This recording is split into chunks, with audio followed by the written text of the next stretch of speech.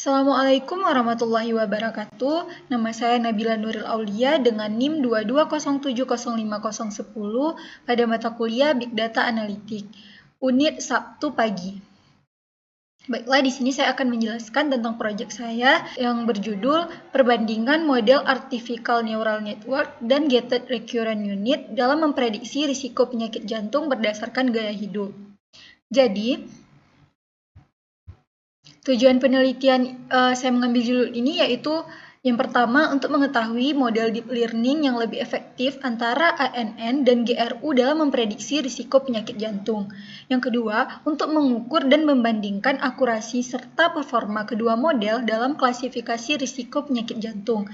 Yang ketiga, untuk menyusun struktur pemanfaatan model prediksi dalam mendukung upaya deteksi dini dan pencegahan berbasis gaya hidup. Nah, selanjutnya untuk mengetahui juga gaya hidup mana yang paling berpengaruh dalam penyakit jantung.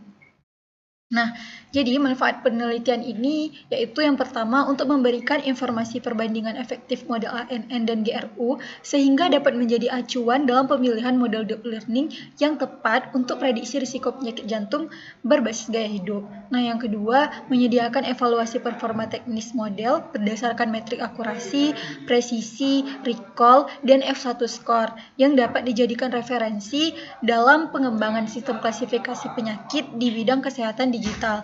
Nah, yang ketiga, membantu menyusun struktur pemanfaatan model prediksi yang dapat digunakan oleh tenaga medis atau sistem informasi kesehatan untuk mendukung deteksi dini dan pencegahan penyakit jantung secara efisien.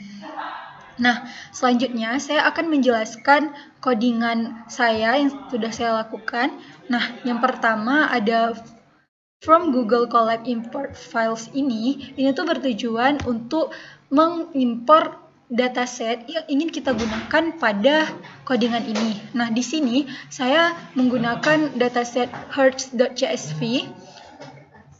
Nah, selanjutnya ada import pandas SPD. Nah, ini codingan yang kedua ini itu bertujuan untuk membaca dataset yang telah kita gunakan. Nah, di sini saya menggunakan hertz.csv. Selanjutnya untuk mengetahui kolom dari data yang kita gunakan, kemudian data type-nya, dan ada tipe datanya. Nah, di sini pada codingan ini tuh nanti inputnya dia tuh akan mengecek 5 baris pertama pada data kita. Nah, seperti di sini dari 0, 1, 2, 3, 4. Nah, ketika dia mengecek kelima data ini tuh benar, maka dia akan menginput proses selanjutnya hingga keseluruhan dari dataset kita. Nah, di sini ada 13. Nah, kemudian kolomnya, data type-nya, dan non-null count-nya. Selanjutnya ada pra-pemrosesan data. Jadi pada pra-pemrosesan data ini ada codingan yang train-tail split dan standard scalar. Jadi train-tail split itu dia berfungsi untuk memisahkan data menjadi data latih dan data uji. Kemudian standard scalar ini tuh untuk menormalisasikan skala agar memiliki fitur yang sama. Contohnya mean-nya itu sama dengan 0 dan STD-nya 1. Pada XDF dan Y ini dia tuh berfungsi untuk memisahkan fitur X dan target Y. Jadi kalau target axis itu dia tuh berfungsi untuk mengambil semua kolom kecuali kolom target. Nah, sedangkan si target tadi ini dia berfungsi untuk mengambil semua kolom target kecuali kolom yang ada pada si axis tadi. Nah, kemudian ada normalisasi fitur seperti codingan pada scalar standar ini, dia itu berfungsinya standar scalar ini tuh dia untuk membuat objek scalar. Nah, kalau yang fit transformer ini dia tuh berfungsi untuk menghitung nilai main dan STD dari data tadi lalu mentransformasikannya. Kemudian ada codingan yaitu tentang split data. Nah, ini. Jadi split data ini tuh dia berfungsi untuk membagi dataset. Kemudian fiturnya tuh sudah dinormalisasikan. Y itu tuh label targetnya. Nah, kemudian tes slice 0,2 itu tuh untuk 20% data, untuk pengujian 80% pada data kita, kemudian untuk kita latih. Nah, selanjutnya ada random stat sama dengan 42 itu tuh dia untuk membagi data selalu sama setiap dijalankan. Nah, selanjutnya pada codingan model ANN ini, sini kan ada from TensorFlow keras model import sequential.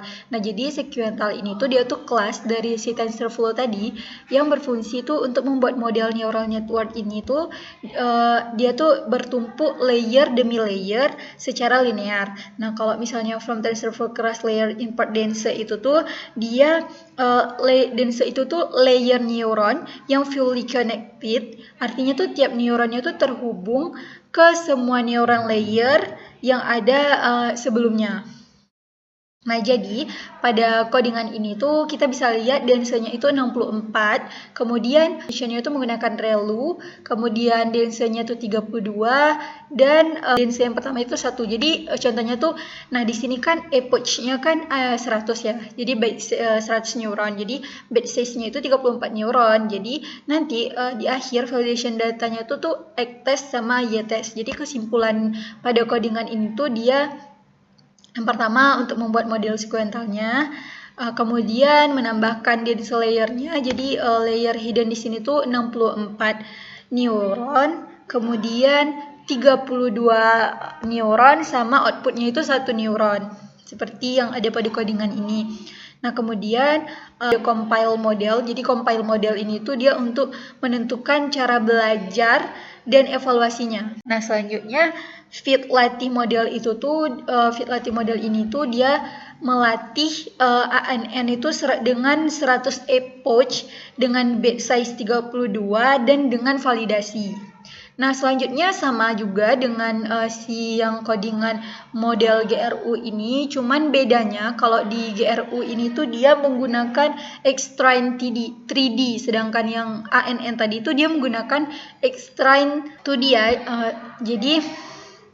Jadi kesimpulan dari ANN sama GRU tadi itu dapat kita bedakan. Nah, kalau tipe layer utamanya, kalau si ANN tadi kan dia dense ya, yaitu fully connected.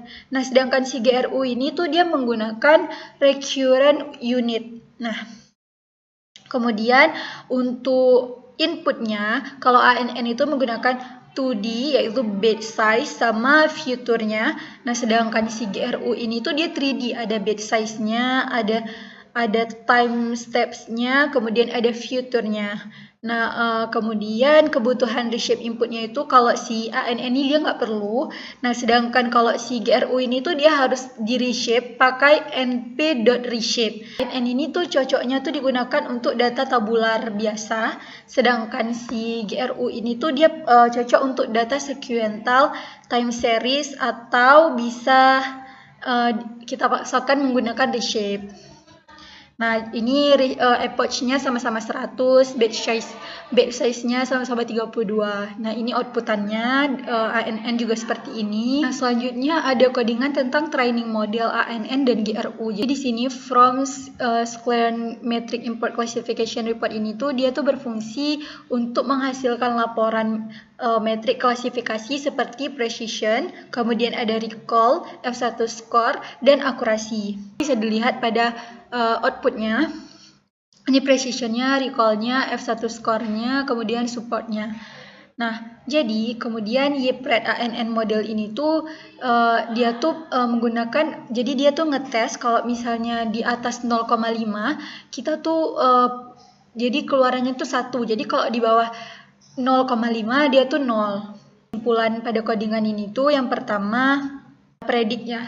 Jadi prediknya tuh untuk memprediksi probabilitasnya. Kemudian kalau yang di atas 0,5 type integernya itu tuh dia tuh berfungsi untuk mengubah ke prediksi kelas 0 sama 1. Jadi kemudian ANN ini tuh dia pakai X-test.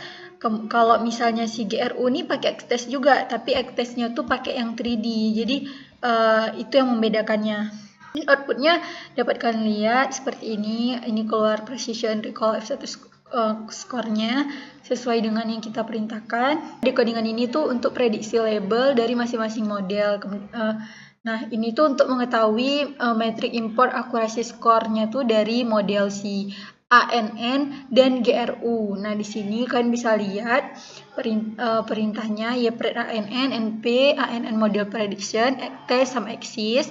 Jadi ACTEST tadi itu yang seperti kita lakukan tadi, axisnya itu di sini 1, berarti axis ini tuh dia tuh memanggil yang bukan kecuali target ya. Nah, kemudian evaluasi akurasinya ada correction the variable name for test label. Jadi KNN ACC akurasi score yaitu YTest sama YPRED ANN. Kemudian GRU ini dia YTest sama YPRED GRU. Jadi sama. Nah, kemudian kita print akurasinya. Nah, seperti yang kita lihat pada output ini, akurasi ANN itu 0,4976. Nah, di sini kenapa akurasinya tuh terlihat sama? Karena dari yang kita panggil tadi tuh perintahnya seperti ini. Nah, nanti di akhir baru dia akan membedakan akurasi keduanya. Di situ baru bisa kita simpulkan mana yang lebih bagus. Nah, kemudian kita akan melakukan testing model ANN sama testing model GRU. Nah, di sini pada codingan ini YPRED ANN ini sama seperti tadi, seperti yang ACTEST tadi. Jadi kalau datanya tuh di atas 0,5, hasilnya itu dia masuk ke kelas 1. Nah, kalau di bawah 0,5 dia masuk ke kelas 0. Kemudian YPRED GRU ini juga seperti itu. Yang membedakannya yang kalau ANN pakai 2D, kalau GRU pakai 3D. Nah, ini sama yang tadi yang 32 dan inputannya seperti itu juga, 0 di atas 0,5. Nah, kemudian ada import from secular metric, import akurasi score. Di sini tuh untuk mengimport akurasinya, kemudian precision score-nya, recall score, F1 score, dan convolution metricnya. Di sini kita bisa, nah di sini kita print evaluasinya, modelnya, kemudian print akurasinya, akurasi skornya, Y-true-nya sama Y-pred-nya, kemudian precision-nya seperti itu juga, recall-nya, dan F1 score, dan kemudian convolution metric. Nah, di sini dapat kita lihat evaluasi ANN-nya. Di sini tertera jelas akurasi, precision, recall, dan convolution metric-nya. Kemudian pada evaluasi GRU juga sama, di sini tertera jelas outputnya. Dapat kalian lihat di codingan ini. Nah, di sini ada import SHAP. Jadi apa itu SHAP? Jadi SHAP itu adalah Shapeless Additive Explanation. Jadi dia tuh teknik untuk menjelaskan pengaruh masing-masing fitur terhadap output model. Dan di sini tuh outputnya yaitu gaya hidup. Di sini kita bisa melihat dari dataset yang sudah diimpor, hasil outputnya tuh seperti ini. Jadi ini height ini tuh gaya hidup yang paling berpengaruh untuk penyakit jantung tadi. Kalau future values ini yang ungu ini tuh dia di tengah-tengah. Kemudian kalau yang biru ini tuh dia low, jadi dia rendah, tidak terlalu berpengaruh. Nah, di sini sudah diurutkan secara berurut. Jadi kita sudah tahu jadi fitur yang paling berbahaya tuh sama yang tidak. Nah, selanjutnya di sini ada hasil pengujian output menggunakan convolution metric. Nah, di sini outputnya dapat kita lihat yang ANN ini tuh true negatifnya itu di sini diprediksi 102, kemudian false positifnya itu ada 0 dan false negatifnya itu ada 3, kemudian true positifnya itu 100. Nah, yang convolution metric GRU, nah dia tuh true negatifnya tuh dia memprediksi ada 99, kemudian false positifnya itu dia false positifnya itu 3, kemudian false negatifnya itu ada 3 juga, dan true positifnya ada 100. Nah, jadi di sini dapat disimpulkan kalau ANN tuh dia lebih baik menghindari false positif. Nah, kalau GRU tuh akurasinya bagus juga, tapi ada sedikit false positifnya seperti ini tadi, ada 3 ya yang dia salah prediksi. Nah, selanjutnya di sini codingan itu untuk membuat data frame perbandingan metrik. Metrik datanya ANN, GRU itu akurasinya, precision, recall sama F1-nya. Di sini dapat dilihat outputnya, akurasinya beda 1%, kemudian precisionnya, recall-nya, F1 score-nya.